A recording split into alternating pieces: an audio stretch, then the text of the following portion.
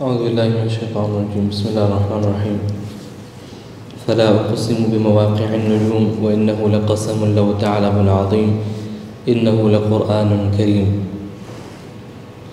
Alhamdulillah, we move on to the end of the surah now, Surah Al-Waqiah.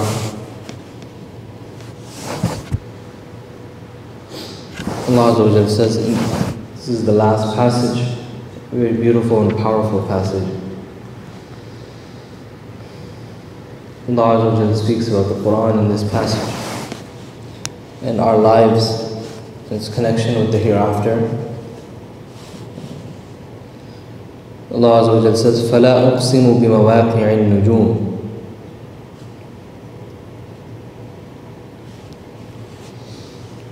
But no, indeed. So the ayah starts with fala. This la, according to the grammarians, is za'ida, meaning that it is extra in its sense that of how it connects, how it does not connect to the word after it because of its placement. Remember that the scholars of Nahu analyze the Quran, scholars of grammar analyze the Quran from a different lens, and then the scholars of the other sciences analyze it from a different lens. So when they say that it is extra, that doesn't mean that it has no worth or it's actually extra. Rather, just in the grammatical structure, in the sense of its connection, it doesn't have a connection with any other word. But it does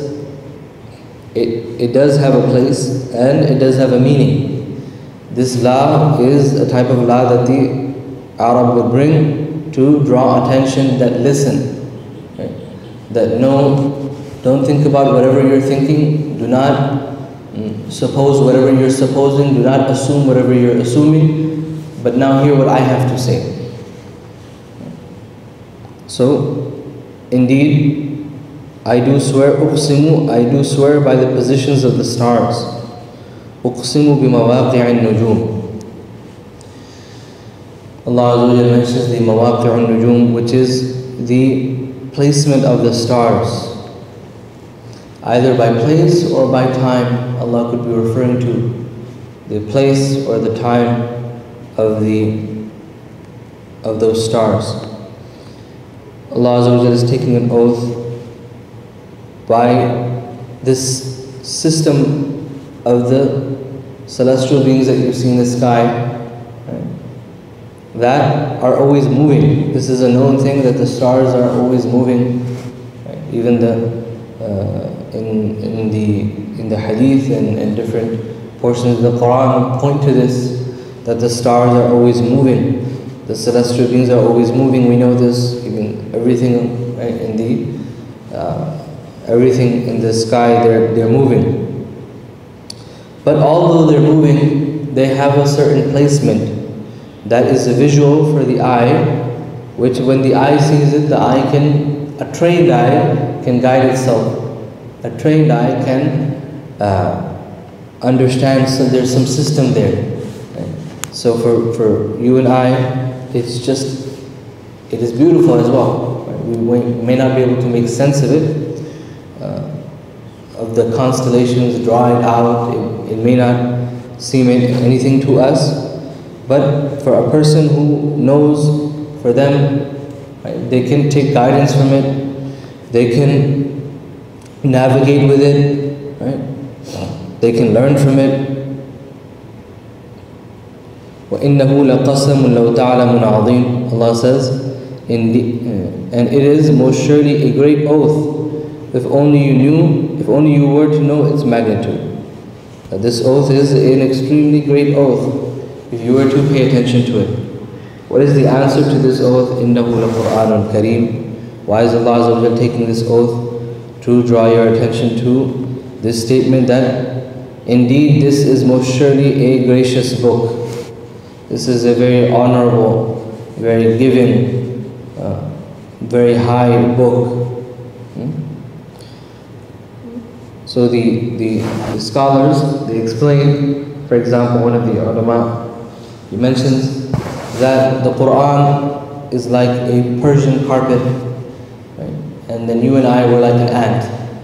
If you put the ant on the Persian carpet, it cannot see the beauty of the patterns. It cannot appreciate it.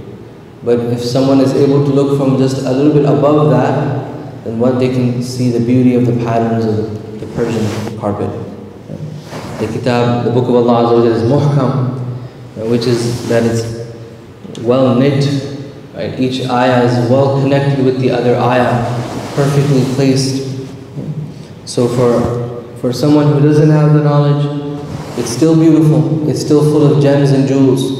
But maybe this ayah is a gem, maybe that ayah is a gem. Sometimes for people like you and I, we would assume one ayah is very eloquent, the other ayah doesn't seem as eloquent, even though the scholars of Ulum al-Quran mentioned this discussion, that there isn't an ayah which is more afsah, right, more eloquent than any other ayah. The entire Quran is fasih, it's eloquent. But for the person who can connect those dots, it becomes an entire picture, right? So then one ayah is now connected with the theme, and the entire surah, right, is an entire picture. And then the connection of each surah with another surah, and the order that it's in, all of this becomes it beautifully appears in front of a person who has this knowledge, who has this ilm, this knowledge of the Quran. So there's a system to the Quran. So it's like, for someone who cannot navigate it, it's like the stars in the sky. The stars in the sky are beautiful for every person, but for some of us it's like just diamonds on a black cloth. And then for some, each diamond connects to the other, and then there's an entire picture which maybe is actually appearing for that person, for the person of knowledge, the person who can connect those dots, the person who has knowledge of the deen. Now when this Quran, we acknowledge that it is perfect like this, Allah Azza wa Jalla says regarding it, that in order to attain that knowledge, it is in fi kitabim maknoon. It is in a book well preserved. Maknoon means protected, hidden. La yamassuhu illa al-mutahharun. What is the description of this book which is protected and hidden? That no one can reach it, no one can touch it, except for the purified. Except for the purified.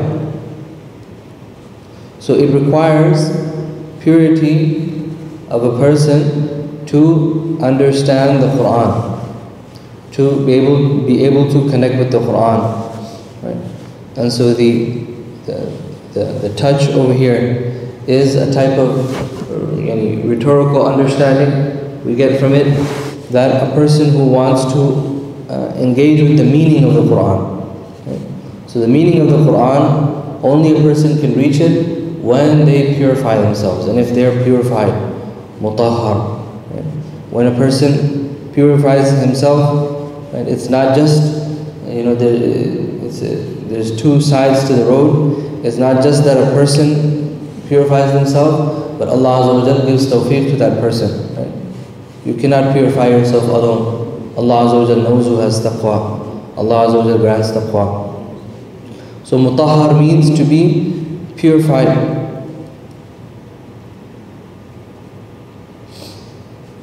And some of the scholars will hold on to this ayah to describe the physical purity that a person must have as well, right?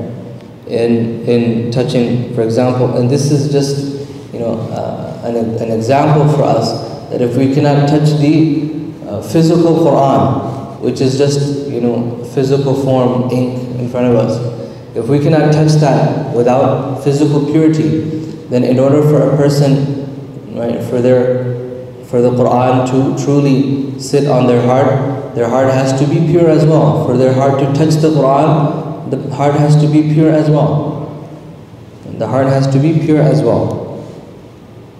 So it's not just that you can open the tafsir and you can open the tarjama and the translation and you can study it. Maybe even you'll study the Arabic sciences, maybe you'll go into it a bit more, right?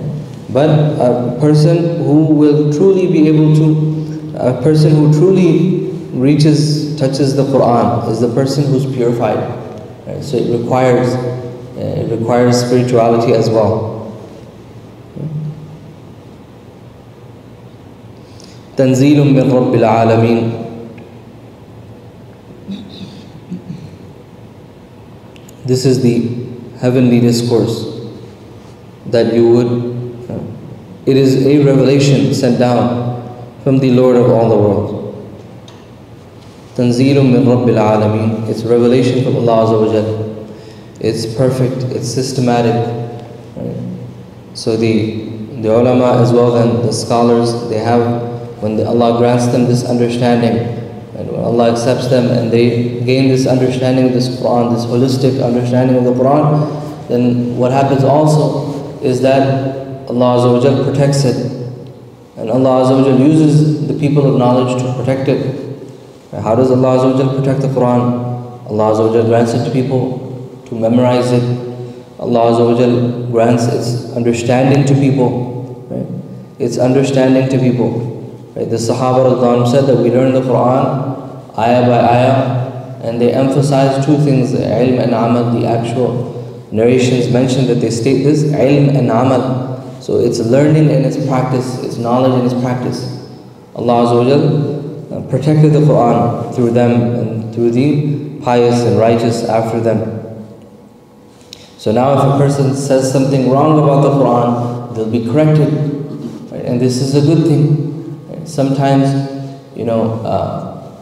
we misunderstand when a scholar will correct another scholar perhaps. We say that, oh, why are they arguing, or why are they just debating? Why can't they just, Islam is just one religion. Why can't they just have one opinion? Right?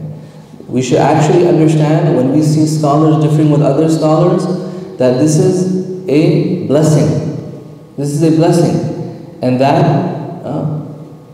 that each and every person who Allah Azza wa Jalla grants knowledge, if they're different with sincerity from another person of knowledge, that it's only because of the sanctity that the Quran holds and that they hold it with in their heart, that they are very particular that anything be said incorrect about the Quran.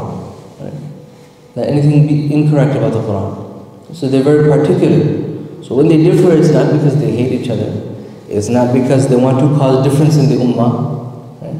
That's why you can see in their etiquette, in their adab, that when they interact, they will never show such a thing. But academically speaking, and from the aspect of knowledge and understanding, yes, there is a right understanding and there is a wrong understanding. There is a right opinion and there is a wrong opinion. Not everyone can be right. There is a right and there is a wrong. And so this system, Allah Azza wa Jalla has placed it, and for the right reason.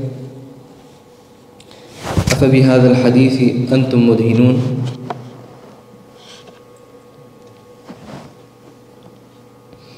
Allah Azza wa Jalla says, then is this the heavenly discourse that you would slight?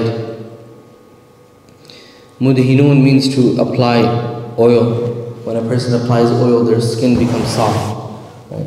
So don't become relaxed with what the Quran has to say regarding, if you specifically place it in the surah, then regarding the hereafter, regarding death. Right? That what it says, don't take it easily. أَفَبِهَذَا الْحَدِيثِ أَنْتُمْ مُدْهِنُونَ وَتَجْعَلُونَ رِزْقَكُمْ أَنَّكُمْ تُكَذِّبُونَ. And do you thanks to Allah for your provision by belying? فَلَوْلَا إِذَا بَلَغَتِ الْحُلْقُومِ. If that is so, then why do you not hold back the soul of the dying when it reaches the throat? فَلَوْلَا إِذَا بَلَغَتِ الْحُلْقُومِ. Then, and this holding back the soul, this comes later on. Allah Azza wa Jalla says, تَرْجِعُونَهَا إِن كُنتُمْ صَادِقِينَ. But when the soul reaches the throat, right, and the person starts croaking, gharghara, they start croaking, and this noise comes from the throat of a person that they're now leaving, the soul is leaving the body. And you're standing there, وَأَنْتُمْ حِينَئِذٍ تَنْظُرُونَ. yet all the while you are helplessly looking. Right? This is all pointing to the waqi'ah, the reality that a person cannot push away. Right? This is why it's so important to pay attention to death and to think about death. Why? Because it shows our helplessness. It shows that we do not have a choice over what we're doing. It shows that we do not control things. As much as our doing kind of deludes us and gives us this idea that we're in control, then something bigger comes and it teaches us, it disciplines us that we're not in control, right? And that there's nothing we can do. Right? This is important, that we use death to humble ourselves and to understand our place.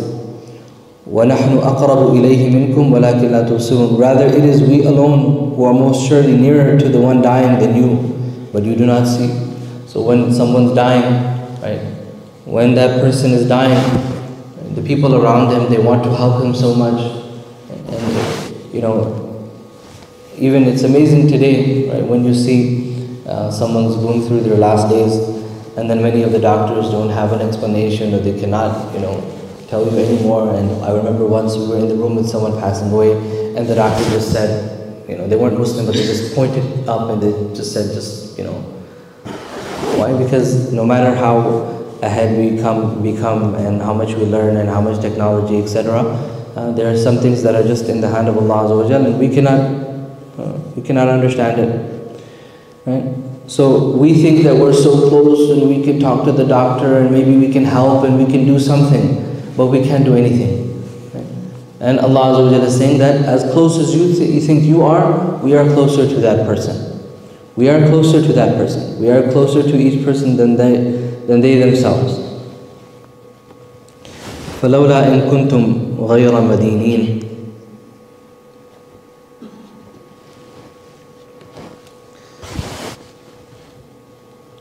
Then why is it, if you are not to be summoned to judgment, that you do not تَرْجِعُونَهَا إِن كُنْتُمْ صَادِقِينَ, bring the soul back if indeed you are truthful? That if you are not going to be imprisoned to a hisab and raised and then rewarded or punished, right? And you are not going to be bound to all of this, then why don't you have the ability to return your soul to yourself? Right? So when this matter will come, the waqi'ah will come over each and every person. Right? The death is the beginning of a person's qiyamah. When a person's qiyamah starts over them, then why aren't they able to then stop it, control it, maybe send their soul back to themselves, return back to the dunya? Why can't they do that? So this is that matter that no one will deny, everyone will accept it. فَأَمَّا إِن كَانَ مِنَ الْمُقَرَّبِينَ. Yet most surely if the one dying is of those to be brought nearest to Allah, فَرُوحٌ وَرَيْحَانٌ وَجَنَّةُ نَعِيمٌ, then for such a one there shall be serenity and the fragrance of sweet scents, and a garden of delights in paradise. And then Allah Azza wa Jal mentions again Ashabul Yameen, the people of the right, and if he is of the companions of the right, وَأَمَّا إِن كَانَ مِنْ أَصْحَابِ الْيَمِينِ, if he is of the companions of the right, فَسَلَامٌ لَكَ مِنْ أَصْحَابِ الْيَمِينِ, then it shall be said, peace to you, for you are of the companions of the blessed right. So there is a system that we were talking about, placement of the stars. There's a system, there's an order. So Allah Azza wa Jalla sent this Quran to bring order to us and in ourselves.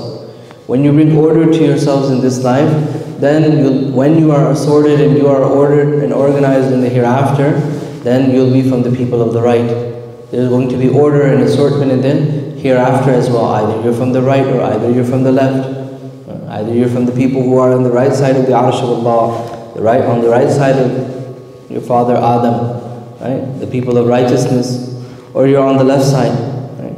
So a person must bring this order in themselves, and if they bring this order in themselves, then in the hereafter, when they are assorted, they will be of the people who have these beautiful sense. Ruh refers to the beautiful scent. Rayhan meaning the actual, not just the scent, but the actual flower, whatever it comes from, right? And bliss, Jannatu Na'im, a place of Na'im. وَأَمَّا إِن كَانَ مِنَ الْمُكَذِّبِينَ الضَّالِّينَ. But if he is of the beliers, the misguided deniers of truth, then for such a person there is the hospitality of a scalding fluid. فَنُزُلٌ مِّنْ حَمِيمٍ.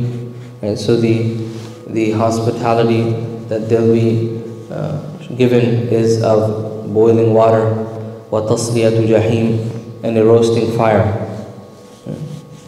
إِنَّ هَذَا لَهُوَ حَقُّ الْيَقِينِ. Indeed, this is most surely, with all certainty, the utter truth.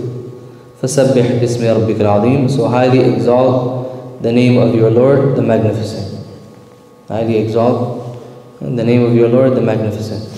So the entire surah, going back to the beginning of it, it speaks about this reality that no one will deny. لَيْسَ لِوَقَعَتِهَا كَاذِبَةٌ. When it occurs, then no one will belie it. Everyone will submit to it. At that point, everyone will submit to it. Everyone, when they see death, they'll understand and submit to it. For some, they understood before. For some, it's too late and they're understanding late. Right? And then Allah Azza wa Jalla throughout the surah spoke about the hereafter, described it for us, told us about it, right? Told us about the blessings for the people of Jannah, the punishment for the people of the fire, right? So that we can encourage ourselves to do good, and so that we can fear the punishment and stay away from forbidden things. And then Allah Azza wa Jalla talks about the creation of Adam and the system to that as well. We mentioned last week that the system to that creation and the system by which that creation is sustained and lives. And then Allah Azza wa Jalla, right, and that's all the physical nourishment, the physical system of the fire that you have, the nutrition that you have, the water that you have. And then towards the end of the surah, the spiritual system which provides and sustains a human being, which is the Quran. And the Quran by which a person takes guidance from. This Quran has a system, and so when a person follows and practices this Quran, it brings order to their heart, it brings order to their actions, it brings purpose to their life, it brings beauty to their life, and then that causes a person to, when they are assorted in the hereafter, to be of the people of the right side. And may Allah Azza wa Jalla make us from them. We ask Allah Azza wa Jalla that grant us understanding of these ayat, forgive us for any shortcomings and mistakes in our attempt in understanding His perfect word. Wa akhiru da'wana alhamdulillahi rabbil alamin. Sadaqallahu al-azim. Subhanallah wa bihamdihi, subhanallahi wa bihamdihi, ashhadu an la ilaha illa anta, astaghfiruka wa atubu ilayk. Jazakumullahu khairan. Inshallah there's breakfast in the